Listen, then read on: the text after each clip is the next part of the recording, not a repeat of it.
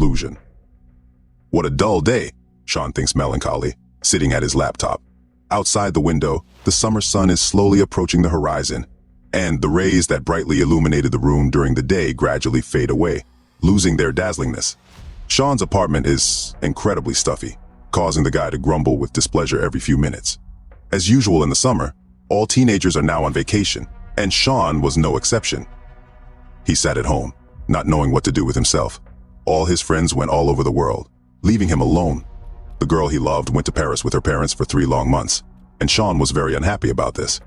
Therefore, he spent whole days at the computer, his only entertainment besides a skateboard and guitar. Sean sits in his soft leather chair, lounging lazily against the back. The legs are comfortably placed on the edge of the table, and the laptop itself lies on the legs, slightly burning the bare skin of the thighs. Damn, the guy muttered irritably and took off his t-shirt. The guy looks listlessly at the screen, searching the World Wide Web in search of anything interesting. He makes a grimace, looking at the incredible amount of advertising. Here, a boy has earned his parents a car. Here is the thinnest woman in the world. One more click, and the huge ass of some famous singer unfolds on the entire screen. Sean sighs and closes all the tabs on his browser. He looks at his background picture, where 2 people are standing, Sean himself and his girlfriend, Ellie. He involuntarily smiles, looking at Ellie's light green eyes, which glow with a cheerful sparkle. Sean snorts and opens his browser again, logging into his girlfriend's profile. There are a million photos of the Eiffel Tower, and he looks through every one of them. Then he opens the Messages tab and types the text, "Hi, Ellie. How are you there? Answer." Sean leaves her profile and walks in on his best friend. "Oh, this asshole is in Tokyo," the guy thinks displeasedly and scrolls down all the news. Suddenly he comes across some link with the words, "A video that killed quite a few people."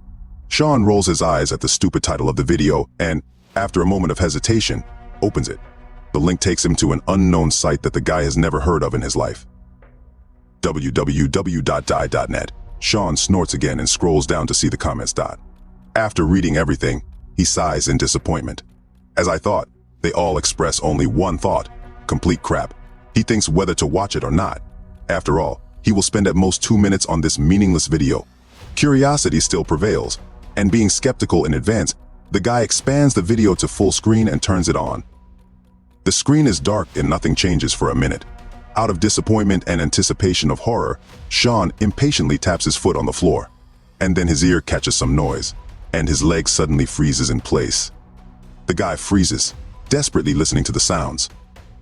And only a moment later, he realizes that the noise is coming from the laptop. The video hisses, and the hiss gets louder, sounding like a poorly tuned radio, causing discomfort to the guy's ears. But then the hissing gives way to a quiet whistle. Sean turns up the volume, but it's no use. The whistle is too muffled. He lifts the laptop closer to his ear, not noticing how his breathing gradually slows down. The room is so quiet that the guy can hear his own heartbeat. A few more seconds pass. The whistle gets quieter, and Sean has to move the speaker closer to his ear so as not to miss anything. What if these commentators were just too lazy to listen? There was silence, scary, gloomy. Sean breathes sharply, his ear glued to the computer, but nothing further happens. The guy puts the laptop on the table with relief, realizing how much he was sweating. The video has ended. Sean is alive and well. Everything is fine. He relaxed back in his chair, beginning to reproach himself for the unconscious fear he felt while watching the video. After all, Sean is a man, and men should not be afraid of such idiocy. The guy sits up relaxed, and his hands reach for the computer to type another critical comment about the pointlessness of the video. The echo of that hissing still lingers in his ears, and Sean just rubs his ear angrily. The hissing subsides. The guy's fingers flutter across the keyboard, typing a not-so-flattering review of the stupid video. A quiet sound makes your fingers freeze in the air. Another sound, melodic and extended. The guy turns around and frowns at his guitar. The thin strings vibrate slightly, and Sean sits tensely in his chair. My hands are shaking a little. He feels a bead of sweat slowly roll down his temple. The guy squints and shakes his head, dispelling the illusion created by his wild imagination. Sean reaches for the computer again, but a cold touch on his chest makes him jump up. He looks around dazedly, touching his skin, where he still feels the unpleasant sensation of someone else's touch. He rubs his eyes persistently and takes several calming breaths. But the disgusting hiss begins to degenerate into a whistle, loud, deafening. The guy clutches his ears tightly, wheezing from the excruciating pain in his head. Unable to bear it, he falls to the floor and bites his lower lip hard so as not to scream. Inside, like a snake, thin, vile, crawling in his head, which every time wraps its long body around the eardrums. Every minute, it no longer seems like an illusion to him. Everything is really happening because Sean feels something slimy crawling in his head, leaving wet trails behind it. It squeezes the brain, twists with all its might, plunges sharp fangs into the soft flesh. The guy screams furiously, tearing his throat, turning to a squeal, but continuing to scream. Can't stand it. I have no strength anymore. The hands pressed to the ears became wet. They sparkle in the yellowish ray of the setting sun. They shimmer in all shades of red, from brown to bright scarlet. The carpet is saturated with red liquid, forming something like a separate bed around the young guy. The loud scream turns into a wheeze, but Sean cannot shut up. The snake inside his head continues its torment, gnawing the upper shell of the brain. An unconscious thought flashes through my head about the inability of snakes to chew anything. The pain becomes unbearable. The guy becomes quiet. The deathly silence is pierced by a low sound. Message.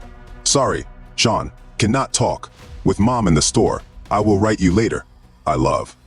The sun finally disappeared behind the horizon, leaving the guy's room in a gray twilight, and the link to the mysterious video had already been published on Sean's profile. Story 2. What is the dugout hiding? Through the distorted windows of the car, wet from the pouring rain, I really didn't see anything. But the taciturn driver convinced me that there was only countryside around and nothing remarkable. Houses, fields, forests. I had no reason not to believe him.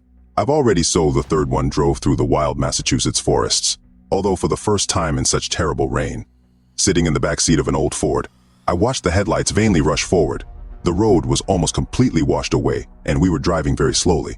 This is how my first day passed. From morning to night, I drove towards my unwanted goal. And all for what? For the sake of money, of course. The agency once again chose me for the role of courier, and since they paid from above, I agreed. Previously, I had to go to that strange old man alone until the car broke down. On the other hand, you don't have to look at the map the whole way. When it got so dark that it was impossible to drive any further, the driver stopped the car, turned off the engine and turned his inconspicuous, square face to me. Continue on foot, sir. I won't talk about our quarrel with him on this topic. In the end, I still had to walk in the rain with an umbrella in my hands. To tell the truth, it is of no use in such a downpour. The second day overtook me already in the old man's house. He knew me and let me into the house when I, completely wet to the skin, frozen through and through, knocked on the door of his one-story house, as old as the owner. He settled me in a closet on a mattress. Hospitable. You can't say anything. However, I doubt that the old man himself sleeps under a canopy. There is nothing in this house that can even remotely be awarded with the cozy word comfort. Dawn brought with it a new volley of bad weather. Again, there was noise outside the window. Heavy drops beat on the dirty glass, not allowing the already dying daylight to penetrate through the small window of the closet. And I was forced to wait for the old man at dusk. It's good that the phone saved the day. Of course, there was no network in such a wilderness, but there are games, and that's okay. At lunchtime, the owner of the house returned at about the same time as last time. As I said before, I have been in this house twice before. The first time was the most difficult.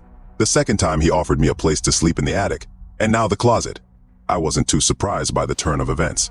If we briefly describe the appearance of the old man, then we should start by trying to imagine before our eyes a revived mummy from Egyptian mythology, wrapped in rags.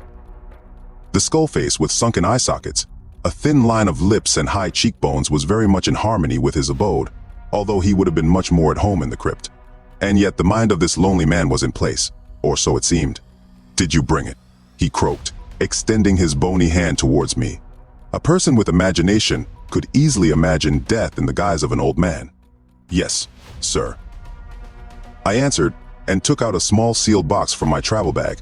They only told me in a few words that there was a certain chemical element inside. On previous trips, I brought him similar goods. The first time caustic powder, the second time glass ampoules, and now this. He quickly grabbed the order, impatiently tore the paper with tenacious fingers with sharp, long nails, completely forgetting about me.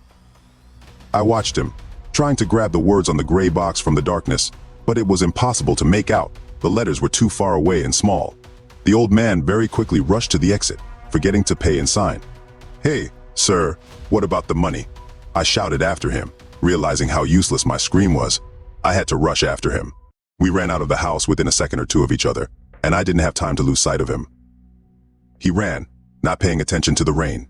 No, I didn't want to get paid from him so much. Now I was overcome by strong curiosity.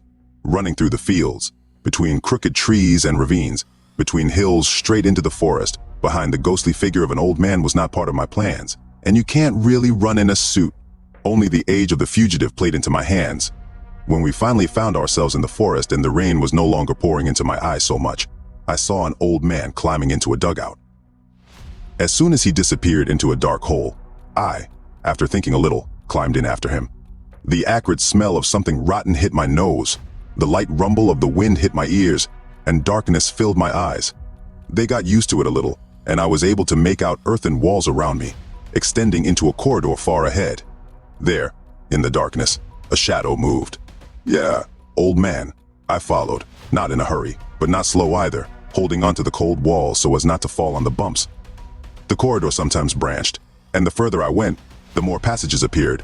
At one point, I realized that I had lost my goal, and what was even worse, I was lost. I wandered through the underground catacombs for a long, long time. It seemed like hours were counting. Only now I remembered the phone in my pocket. Well, there's no point. The rain did its dirty work. The phone didn't turn on. Suddenly, I heard a muffled thud from the right corridor, as if a heavy bag had fallen onto the stones. Carefully, I walked along the wall towards the dim light emerging from the far end. Such light could have been provided by a torch or brazier at first. The corridor became wider. Then it began to diverge both to the sides and upwards, turning into a natural cave room with a single entrance where now, pressed into the wall and hiding, I stood, and real madness was happening in the room. 4 braziers stood at the cardinal points. In the center, an arch the size of a man was built of rough stone, and next to it stood an old man. In the dancing light of the lights, his figure took on a particularly frightening appearance, like a skeleton in front of me. His movements were sharp and precise. Each jerk did something. First, the old man mixed something in ampoules, poured powder into them, poured liquids from bottles, while muttering something under his breath. His mutterings and the crackling of the braziers were the only sounds here, but only until a bony figure began to dance around the arch in a possessed dance, splashing hissing liquid onto the stones. I swear by all the gods. Then I heard something that could not have happened. This drumming, it came from everywhere at once, from behind the walls of the cave and inside it, in my ears, in my head. Such a rhythmic and growing battle. Through it one could hear very distant voices of unseen creatures. Incredibly deep bass sounds seemed to be humming under the arches of the ceiling. And meanwhile, the old man finished pouring chemical liquid on the arch, and only now I realized that this is probably the last thing I see in my life. Inside the arch, the space was distorted, just as oily water, disturbed by a stone thrown into it, diverges to the sides, and the inside of the arch acquired the same features. My racing heart didn't stop. Everything began to swim before my eyes, marking my last seconds in this place. From the arch, from the viscous slurry, a claw arm, a shoulder, a chest, and a large triangular head with green eyes and sharp stakes instead of hair slowly crawled out. I don't remember what happened next. I think I screamed and ran through the corridors until I lost consciousness. I woke up already at the edge of the forest, far from the old man's house. 2 weeks later, I returned to this place with the police and other structures. It doesn't matter how I convinced them to show up. What matters is that the dugout into the hellish corridors was littered with huge cobblestones. Someday, they will be moved. Someday I will return there.